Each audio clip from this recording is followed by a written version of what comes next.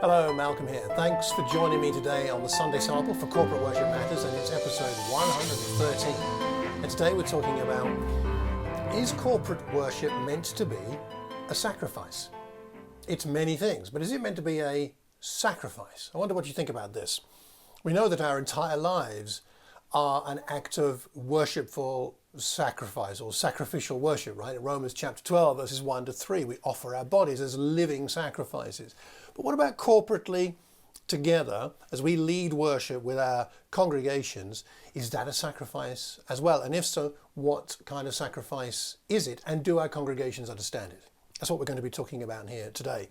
Now, I'm going to bring you these thoughts inspired by a section from a book called For the Audience of One by Mike Pilavachi.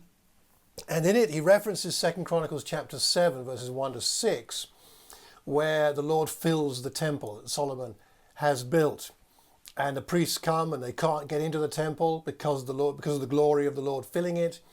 Israelites see the fire, they fall to the pavement with their faces to the ground, and they give thanks to the Lord. He is good, his love endures forever. It's an extraordinary sight. Mike writes about it in this way. This is what he says. This is some worship session. The labor force topped 153,600 men. Now, that's a lot of people, 153,600 men. There was enough gold inside to sink the Titanic, and the dedication service didn't disappoint. The king offered a sacrifice of 22,000 cows and 120 sheep and goats. All this meat was, for want of a better word, wasted. They burnt it up, and that was that. No nibbles, leftovers, or packed lunches. The size of the sacrifice was so great that it would have had a drastic effect on the economy. Worship is meant to cost something. In Solomon's case, it was a significant dent in his treasury. Mike writes in a very engaging way. Now, there's no place for animal sacrifice in our worship today. That's a given, and that's obviously fine. But is there a place for a different kind of sacrifice? And if so, what kind of sacrifice might we be talking about?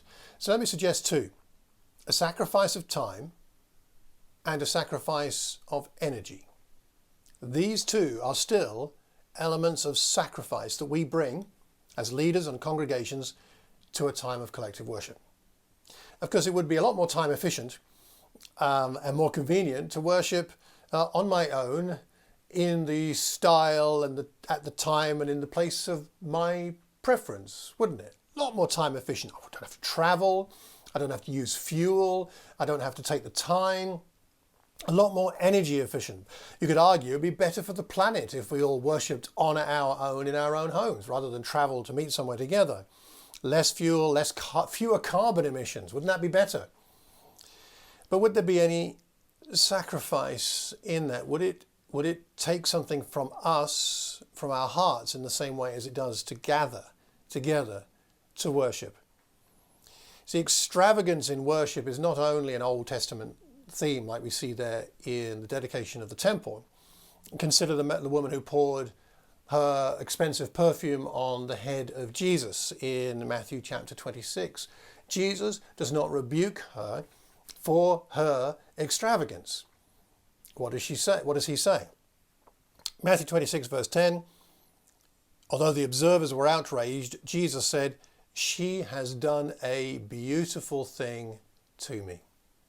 She's done a beautiful thing to me. And I don't think he's talking there about the perfume as such. He's talking about the sacrifice. He appreciates it. It means something to him because it means something to her that she would do it for him.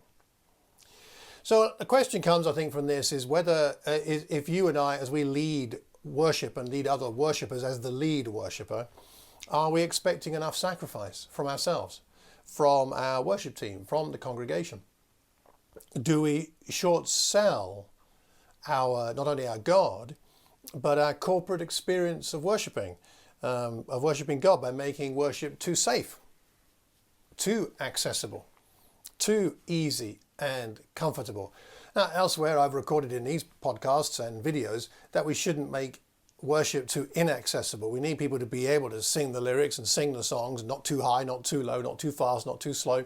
There are lots of things to consider there, but the goal isn't to make worship comfortable. The goal is to enable people to be able to worship with all of their energy and offer a sacrifice of praise. Are we making our worship too safe, too easy, so that it isn't really a sacrifice? Are we talking to each other about this? Are we talking to our congregations about it? Are we calling one another to a joyful expression of thankful praise, which reasonably demands the best of our time and of our energy? Might our churches be stronger? Might they be more spiritually vibrant if we gave more of ourselves in our times of corporate worship? And that comes from the worship team primarily, but then we expect it of one another corporately so that we can together give God the kind of praise he deserves and get our spirits involved, really connect with God and the truths about God about which we're singing. That's why coming on time really matters. I'm not talking here about forcing people to get to church on time, but just reminding people that so that we can all be together and offer collectively our energy, our sacrifice of praise together to God really, really does matter. Anyway, I'm sure there's some things you can think about in your situation that would help. But perhaps we should take a leaf out of Solomon's book here. I'm not suggesting the slaughter of lambs or anything else, but perhaps we should take a leaf out of his book in order to allow our corporate worship to make a significant dent in our time and energy. There's great value in this worshiping together, using our time and energy. So the question for today I'd like to ask you is, do you think that corporate worship is meant to be seen as a sacrifice? Is that how you view it? Do you think that's a legitimate way to look at collective congregational worship when we do this and when we lead it? So do you see it that way? Is it meant to be a sacrifice? And if so, what kind of sacrifice? And perhaps also, how do we communicate that to our congregations in a healthy way, such that they don't think they're doing it to make God happy with them? Because sometimes people can see a sacrifice in that way, but rather that we're offering God the best of our energy and our time. I'd like to know what you think. So please leave a comment anywhere you hear or see this recording.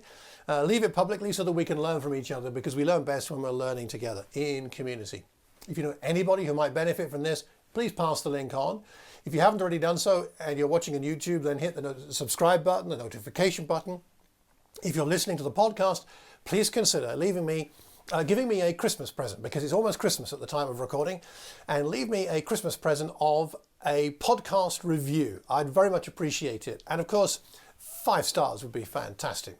Thanks again for listening. Thanks for watching. Thanks for taking part in helping to lead others in corporate worship. It's one of the biggest, most amazing privileges any of us have, is to be able to lead others to make a sacrifice of praise to a God who truly deserves it. Till the next time, have a terrific week and God bless.